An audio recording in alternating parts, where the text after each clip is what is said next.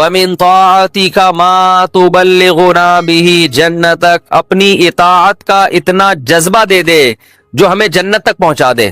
کیا ہو گیا بھائی، کیا ہوا؟ اچھا، وَمِن طَاعَتِكَ مَا تُبَلِّغُنَا بِهِ جَنَّتَكَ، یہ اسی کی تکمیل ہے.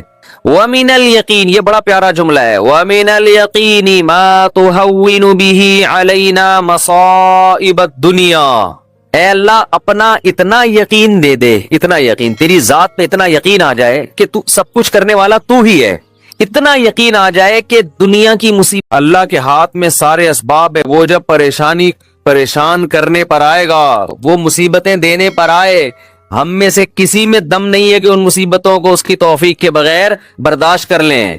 یہ ممکن نہیں ہے، اور یہ بھی ممکن نہیں ہے اس کے علاوہ کوئی وہ مصیبتیں ہم سے دور کر دے. کتنی بڑی وعید ہے دعا نہ مانگنے پر. اور جو لوگ دعا نہیں مانگتے، حقیقت یہ ہے کہ وہ اپنے آپ کو دعا سے مستغنی سمجھتے ہیں. وہ کہتے ہیں مجھے ضرورت کیا ہے. میں ایک چٹکلا سناتا ہوں نا ایسے موقع پہ. ایک آدمی اپنا گدھا بیچنے جا رہا تھا بازار میں. کسی نے پوچھا کیا کر رہا ہے؟ اس نے کہا کہ یہ گدھا میں جاؤں گا مارکیٹ میں لاکھوں کا بکے گا. کسی نے کہا کہ انشاءاللہ کہہ دے کہ اگر اللہ نے چاہا. اس نے کہا انشاءاللہ، یعنی اللہ نے چاہا کہنے کی کیا ضرورت ہے؟ گدھا میرے ہاتھ میں، نسل اس کی اچھی ہے، مارکیٹ میں گدھے کی مانگ بھی ہے. گدھے مارکیٹ سے کیا ہو گئے ہیں؟ شارٹ. اگر وہ ہماری مارکیٹوں میں آتا، اسمبلیوں میں آتا، پتہ چلتا ہے یہاں مارکیٹ سے شارٹ نہیں ہے، ہول سیل کے حساب سے ہمارے یہاں. تو اب اسے لوگ کہہ رہے ہیں کہ بھائی بول دے اگر اللہ نے چاہا. وہ کہہ رہے ہیں اللہ نے چاہا کہ سب کچھ صحیح ہے، سب کچھ صحیح ہے. مارکیٹ میں گدھوں کی ویلیو بھی ہے اور انتظار میں بھی ہیں لوگ، تو منہ مانگی قیمت پہ بکے گا. اچانک کوئی مارکیٹ میں جب پہنچا، ڈاکو آیا، گدھا چھین کے لے گیا، یا اس گدھے کو بیماری ہوئی مر گیا. اب یہ خالی ہاتھ آ رہا ہے.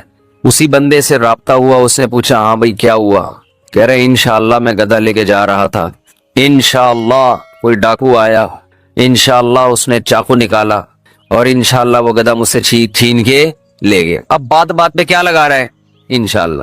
اس نے کہا کمبخت جب لگانا تھا تو اس وقت تو لگایا نہیں انشاءاللہ، اور اب لگا رہا ہے. تو ہم پر جب مصیبت پڑتی ہے پھر ہم کہتے ہیں یار اللہ کہاں ہے؟ تو بھئی یہ تو مصیبت سے پہلے اللہ کو پکارو. جو اللہ کو نہیں پکارتا یہ اس کی علامت ہے کہ اس کی نظر اسباب پر ہے، اللہ پر نہیں ہے. وہ سمجھتا ہے یہ جیسے کافر اسباب کو دیکھتا ہے نا، وہ تو کہتا ہے خدا کیا کر رہا ہے؟ گاڑی کے ایکسیلیٹر پہ پاؤں رکھو تو گاڑی چلتی ہے، بریک پہ پاؤں رکھو تو رکتی ہے. تو اللہ کہاں ہے؟ تو اللہ کو اگر نہیں کوئی پکارتا تو اللہ اس کا مطلب پھر یہ سمجھتے ہیں کہ یہ سمجھتا ہے کہ اس کو میری ضرورت نہیں ہے. یہ بہت بڑا جرم ہے. بات پہ اللہ سے دعا مانگا کرو. پیغمبروں کی کتنی دعائیں اللہ نے قرآن میں نقل کی ہیں. بات پہ دعائیں مانگتے تھے، بات پہ دعائیں یاد کریں. دعائیں، ایک کتاب آتی ہے مناجات مقبولہ، یہ نام نوٹ کر لیں. کیا نام ہے اس کا؟ مناجات مقبولہ. ہر کتاب، ہر لائبریری سے مل جائے گی. یہ جتنے بھی کتب خانے ہوتے ہیں نا. مولانا اشرف علی تھانوی رحمہ اللہ تعالی نے قرآن اور حدیث کی دعاؤں کو جمع کر کے ایک چھوٹی سی کتاب میں لکھ لیا ہے، ایک چھوٹی سی کتابچے میں جمع کر لیا ہے. قرآن کی دعائیں اور حدیث میں جو دعائیں، بہت جاندار دعائیں ہیں وہ. اچھا، دعا ایسی چیز ہے کہ جب جن الفاظ سے انسان مانگ رہا ہوتا ہے نا، وہ الفاظ بھی اس کے دل پہ اثر کر رہے ہوتے ہیں. تو انہوں نے بڑا شاندار کام یہ کیا کہ اب چونکہ دعائیں تو بہت زیادہ ہیں، ساری دعائیں قرآن اور حدیث کی آپ پڑھیں گے تو ایک ہی اتنی لمبی ہو جائے گی پھر. تو انہوں نے اس کو 7 حصوں میں ڈیوائیڈ کر دیا ہے. سمجھتے ہیں؟ ہفتے کے دن، اتوار کے دن، یہ یعنی 7 منزلیں بنا دی ہیں اس کی. اس کا ترجمہ بھی ملتا ہے، یعنی وہ دعائیں عربی میں اور نیچے اس کا ترجمہ. آپ بے شک عربی نہ پڑھے، ترجمہ پڑھ لیں. وہ روزانہ کا معمول بنائیں. اس سے کیا ہوگا؟ آپ کو قرآن و سنت کی دعائیں یاد ہونا شروع ہو جائیں گی. وہ ایسی جاندار دعائیں، ایسی جاندار، ان دعاؤں میں آپ کو لطف آنا شروع ہو جائے گا، چسکا لگ جائے گا. کیسی دعائیں ہیں دیکھو، ایک پڑھ کے سناتا ہوں. اللہم قسم لنا من خشیتک ما تحول به بیننا وبین معصیتک.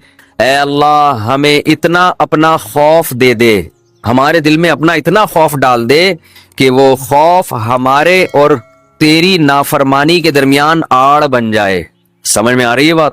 زیادہ خوف نہیں چاہیے. زیادہ خوف پیدا ہو گیا تو زندگی کا مزہ کرکرا ہو جائے گا.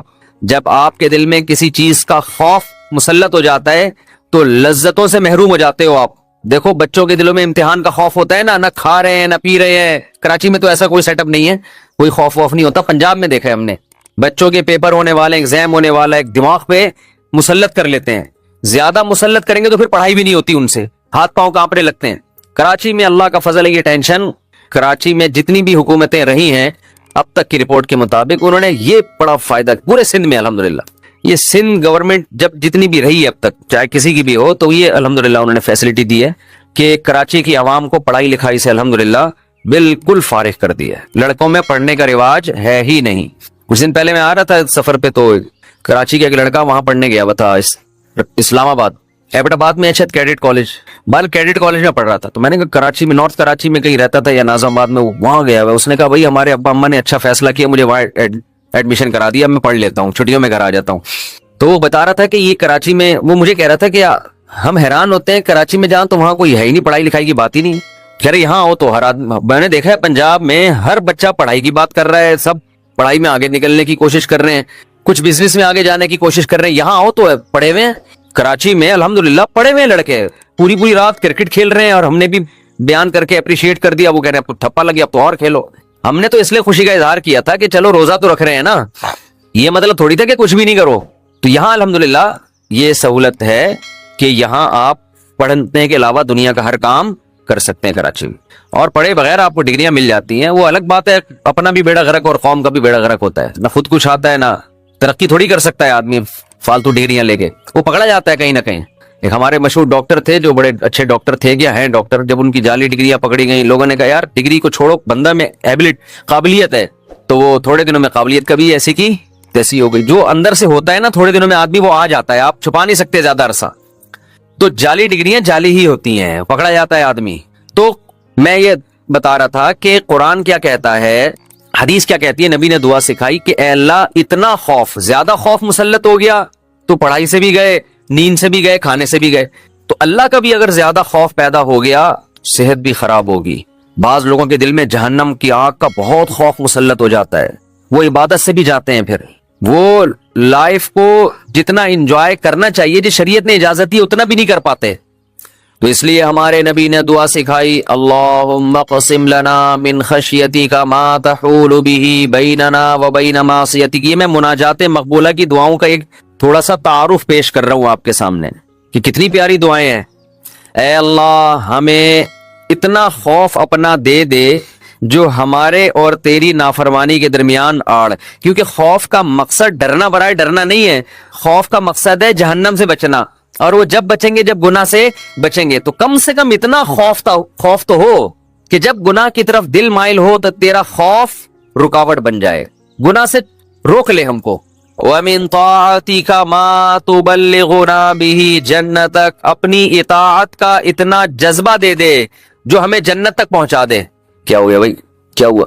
اچھا, وَمِن طَاعَتِكَ مَا تُبَلِّغُنَا بِهِ جَنَّتَكَ, یہ اسی کی تکمیل ہے. وَمِنَ الْيَقِينِ, یہ بڑا پیارا جملہ ہے. وَمِنَ الْيَقِينِ مَا تُهَوِّنُ بِهِ عَلَيْنَا مَصَائِبَ الدُّنْيَا.